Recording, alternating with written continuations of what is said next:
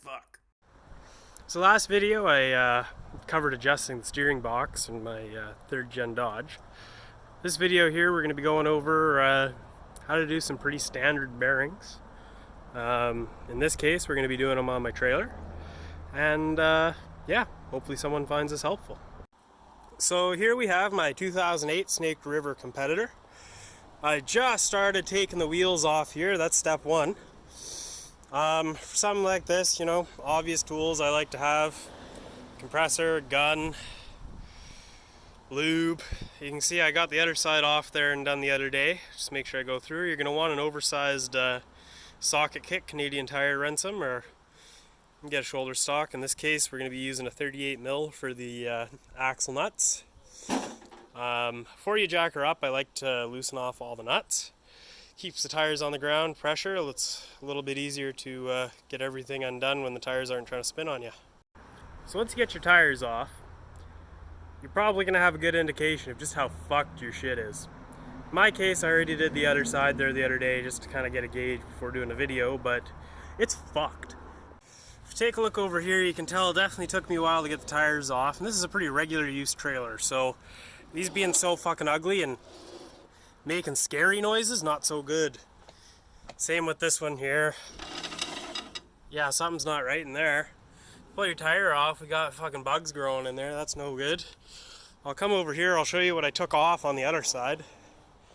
That's no good.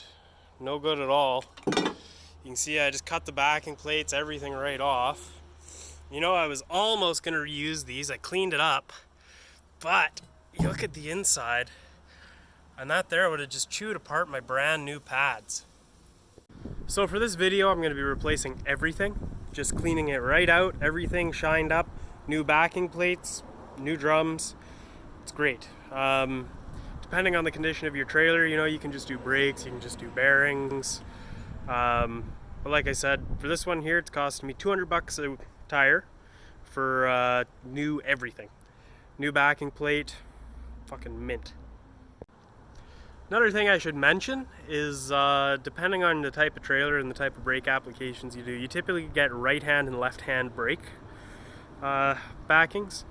So in this case, because it's a smaller trailer, the brakes actually work separately whether you're going forwards or backwards. So it's a situation where you get left hand and right hand brakes.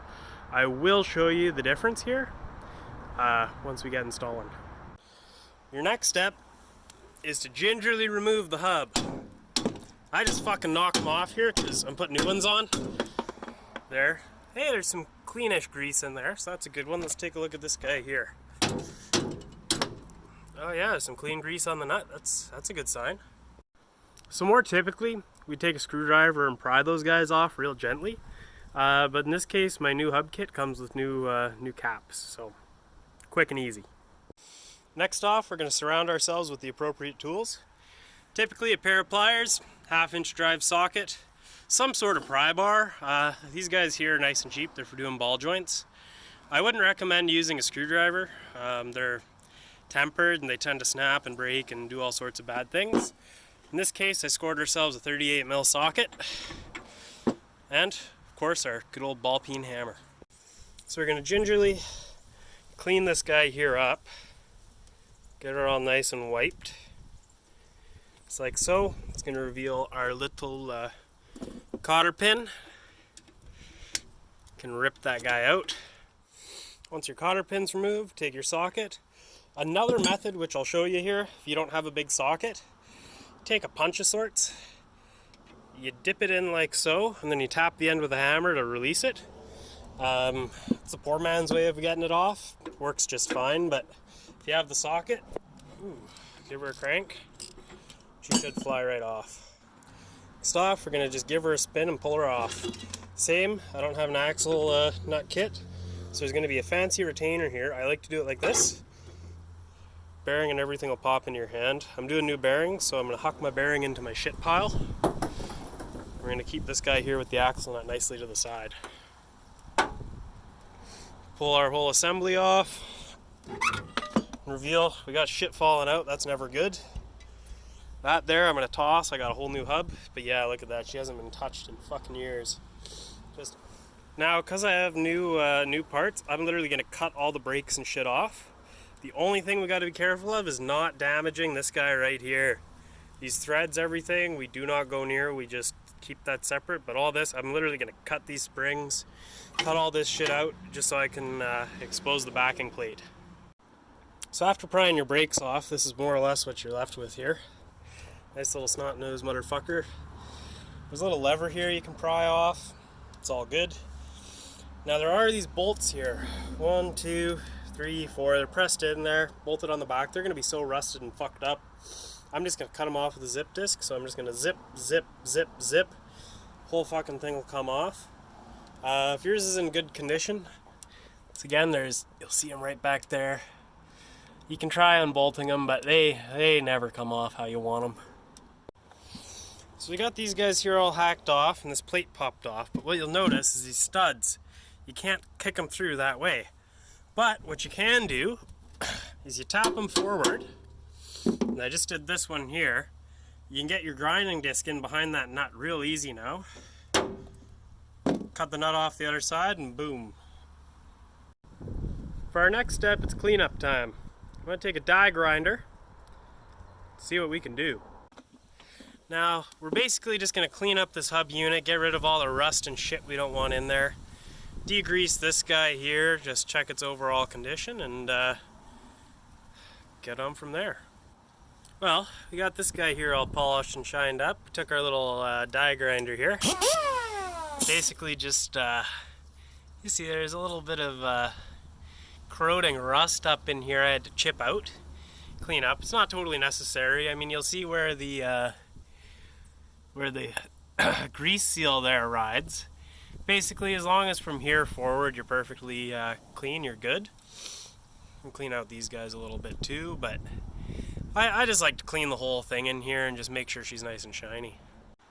Now you'll notice I'm doing the left hand here, facing forward, so that means I'm gonna have to be putting on my left hand backing plate and brakes, which is this guy here.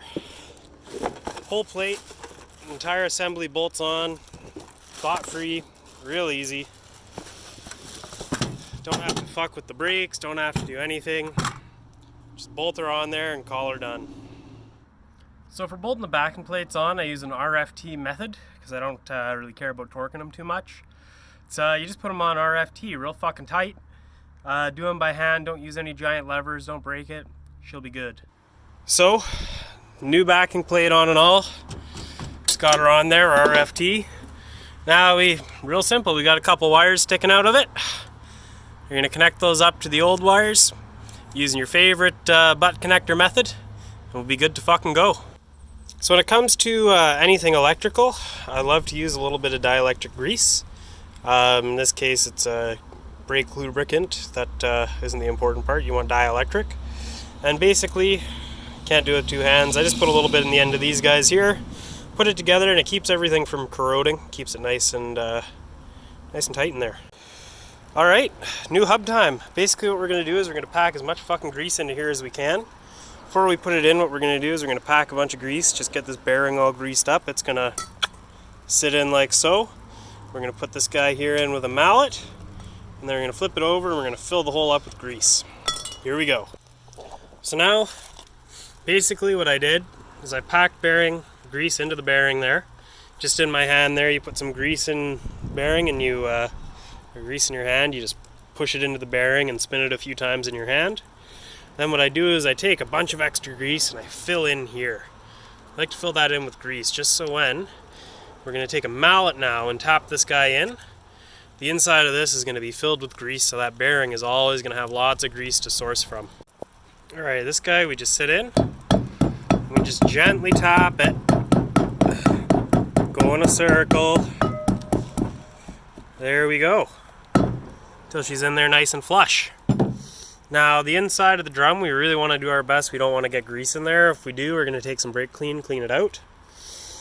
But there you go. Next step. Flip her over. Take your favorite grease rag. Mine's here. Another note, marine grease is my absolute favorite. It's water resistant, it seems to last the longest, and it seems pretty hardy. So now we just take grease and we're just going to fill the inside of this here. So now we've basically filled that hole there, filled her with grease. It's time to slide this puppy on. Take her here, we want to make sure we don't get the inside greasy. Oh, it's going to be hard to show you, but we basically just slide her right on over the hub like so. And we'll fit her in as far as she'll go, just like so. Easy peasy. Now, that's what I mean by packing your bearing with grease. We basically just want to cover it in grease and pack as much into it as we can. Our outer bearing pops up and slides over. Now, what we're going to do, it's just like on the other side how we packed it with grease. This little ring here, we're going to just fill this with grease, and I'll show you what happens next.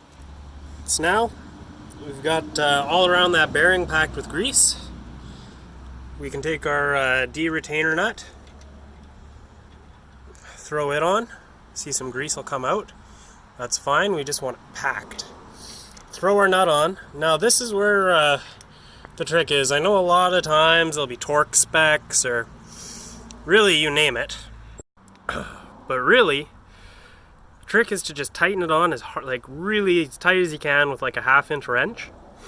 Tighten it, tighten it, tighten it. And then back it off, and then do it up hand tight, you'll be good to go. So like I said, grease is going to come out everywhere, that's all good. We're just going to tighten this thing up.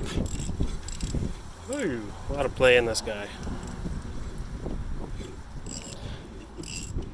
So, like I said, we're going to tighten this thing on real hard as we can. Typically, yeah, that's good. This guy won't want to spin, but usually I'll give her a few spins, let any grease, everything settle in there. Once again, really tighten her down. Now, for the trick, back it up, loosen it off, take your wrench off, and voila, just hand tight. All we got to do is put the cotter pin back in and she's good to go. And poof, both done. Last step's just taking your mallet, banging these little hubcaps on, throwing your tires back on, and away you go.